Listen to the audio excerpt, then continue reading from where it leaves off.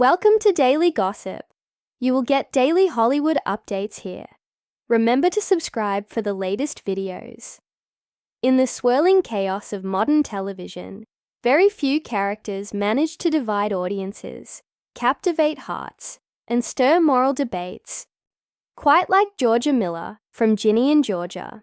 Now, as Season 3 hits Netflix, and fans binge-watch through jaw-dropping twists, the conversation takes a sharp turn.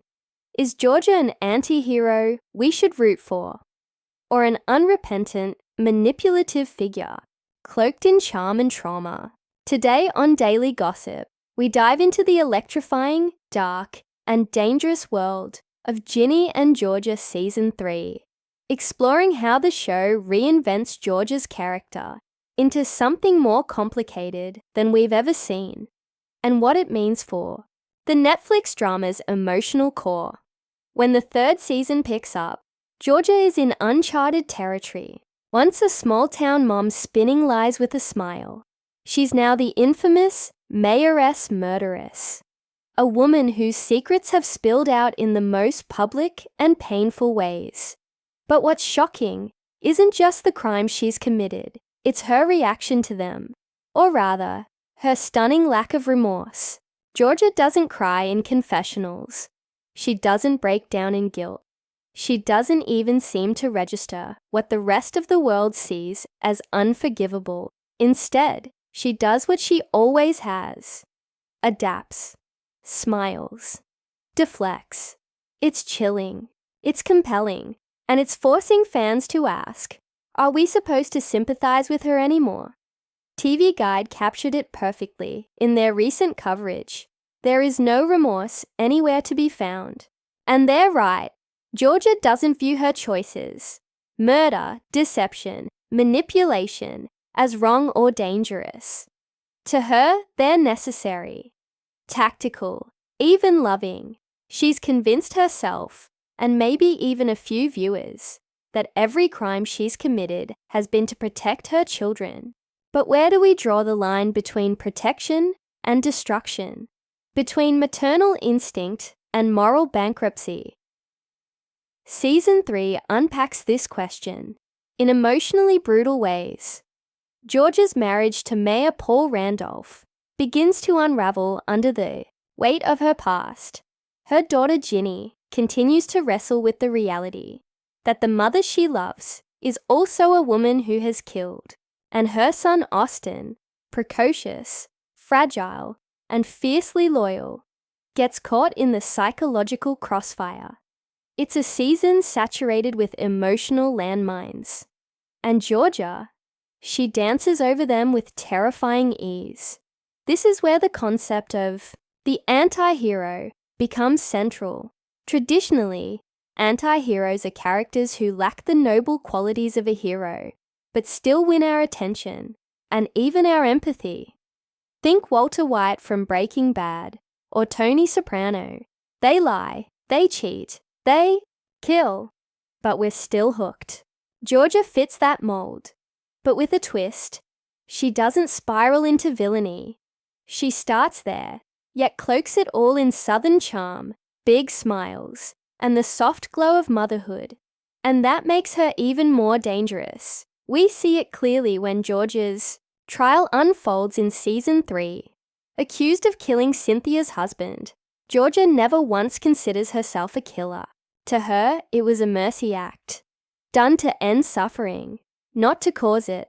But the chilling part, she never second-guesses it. There's no breakdown, no late-night tears, no moment of realization.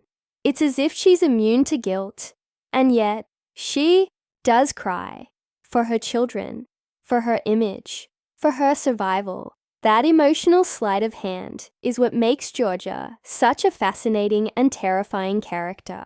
She knows how to play the victim. She knows how to look like the hero. And she believes in her story so much that sometimes we do too. But what does that mean for Ginny? Season 3 deepens the rift between mother and daughter in profound ways. Ginny sees the cracks in Georgia's morality, yet she still longs for her mother's love. It's a dynamic filled with pain. confusion, and the deepest kind of emotional conflict.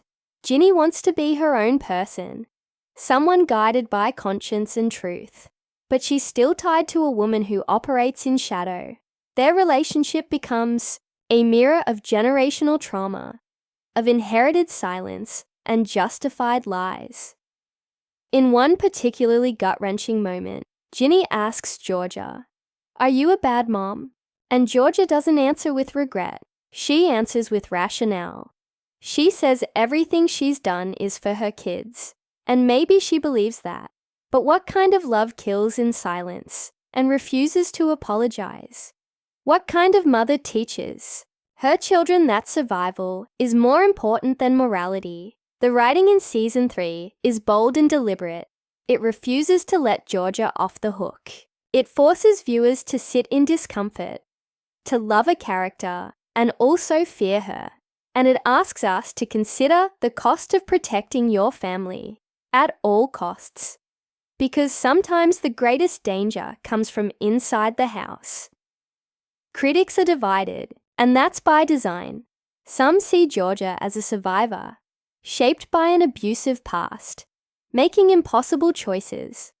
Others see her as a master manipulator, using trauma as a shield and never taking accountability. The brilliance of the show is that both can be true. Georgia is a survivor. She is shaped by trauma, but she's also someone who refuses to reckon with what she's done. And in that refusal, she becomes something darker, someone who can't tell the difference between love and control. And what of Paul, the man who once saw Georgia as a bright, quirky escape from political drudgery? Season 3 strips the romance bare. He starts to see who Georgia really is, and though he tries to hold the pieces together, for appearances, for love, for power, it's clear by the end that their bond is cracked, maybe beyond repair. Paul doesn't have the darkness to match Georgia's, and that mismatch makes every shared scene more tense, more tragic, more real. One of the season's most powerful moments comes not in court, but at home, when Austin, Georgia's young son, begins to mimic her behaviors, lying, manipulating. It's clear that the cycle is repeating, and Georgia doesn't stop it. She encourages it. She calls it strength. And in doing so, the show delivers its most devastating message. Georgia's greatest legacy may not be love. It may be survival at all costs, no matter who gets hurt. As we look ahead to Season 4, the question isn't just whether Georgia will be punished. It's whether she'll ever realize what she's become. Will she ever face herself without spin or smile? Or will she continue to rewrite her story, one manipulation at a time? The title Ginny and Georgia has always implied a balance, a tug of war between two generations, two worldviews, two moral compasses. But in Season 3, that balance tips. Georgia's choices cast longer shadows, and Ginny's struggle to escape then becomes more urgent. The show doesn't promise redemption. It promises complexity, and in today's golden age of TV anti-heroes, that's exactly what keeps us watching. So, what do you think? Is Georgia Miller a mother doing her best in a cruel world? Or is she a master manipulator who hides behind motherhood to justify the unjustifiable? Should she be forgiven or feared? Let us know in the comments. And don't forget to subscribe for more emotional deep dives and TV breakdowns. Thank you for watching Daily Gossip. Until next time, keep watching, keep feeling, and keep questioning what makes a hero and what makes a monster.